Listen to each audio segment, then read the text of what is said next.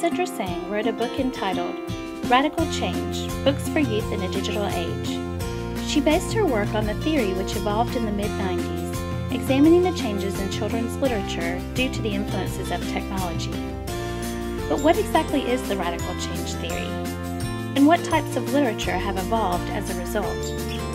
I spoke with Susan Stevens, head librarian at the Chattooga County Library, and Rebecca Cooper, media specialist at Tri-City Schools, to discuss the changes they have observed in children's literature over the past 10 to 15 years. In the next few minutes, I aim to examine the theory more closely as evidenced in books and media devices youth are accessing today. Radical change theory, in short, is a change in the format of literature for youth.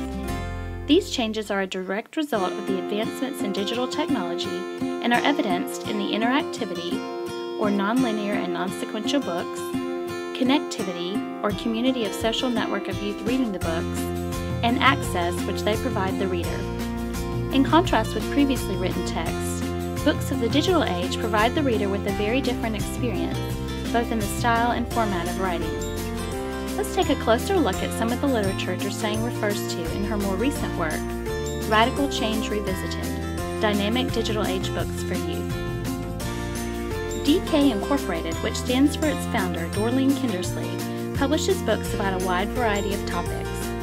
What sets these books apart, however, is the vivid pictures and arrangement of print on the pages. Readers can scan the pages for points of interest, and instead of reading in a traditional front-to-back sequence, can use the books as a resource for information and spectacular real-life images. Dressang also references changes in picture books, not just for children but for readers of all ages. She cites the 1990 book Black and White by David Macaulay as what she calls a prototype of this genre.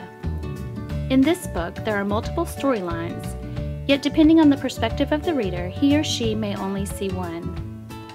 The boy, his parents, the train, the commuters, and the cows keep the readers entertained, if not confused, by their arrangement on the pages. The placement of pictures in print offer a non-traditional experience and challenge the reader in many ways other books are not able to do.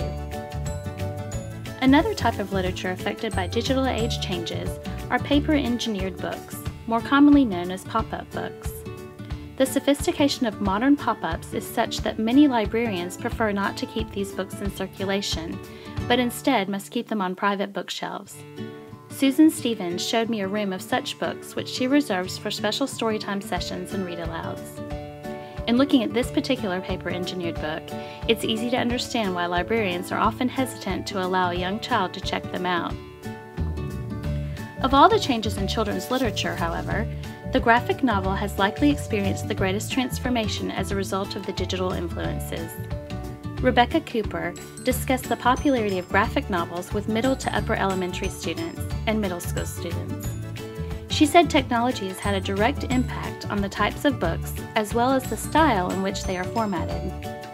She believes students of the digital age are accustomed to the fast pace and non-traditional text format, which makes this type of literature very popular. Several of the books Dressang references in her article, including the Baby Mouse books by Jennifer and Matthew Holm, are written in what appear to most as a comic book format. However, Susan Stevens said these books are still valuable forms of literature because they require the reader to use multiple skills while following the storyline. Another example of a popular graphic novel is the Captain Underpants series.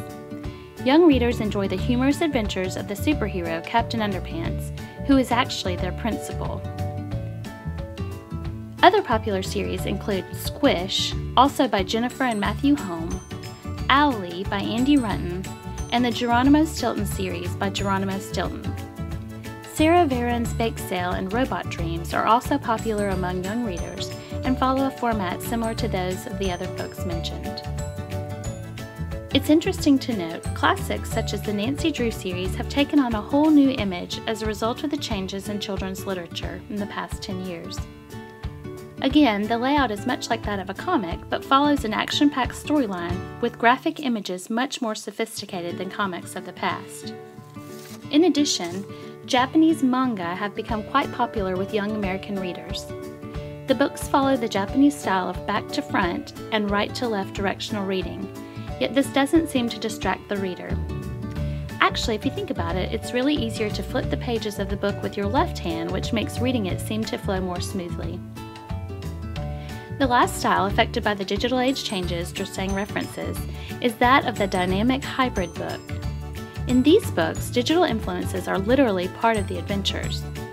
Web addresses, phone numbers, and other technology references are used in the book to allow readers to access information which helps them solve mysteries or choose the path for an adventure. One such example is that of the 39 Clues series.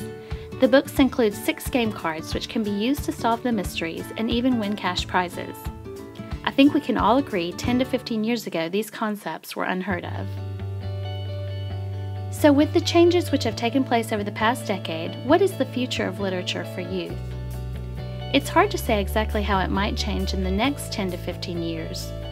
Even the future of print is uncertain. But one thing we do know, as long as the industry is willing to shift in response to changes occurring in real life, young readers will respond accordingly. And the exciting part is, who knows where this might carry the young reader? If a 3-year-old is able to follow a storyline on an iPad today, we can only imagine where he will be 15 years from now when he graduates from high school.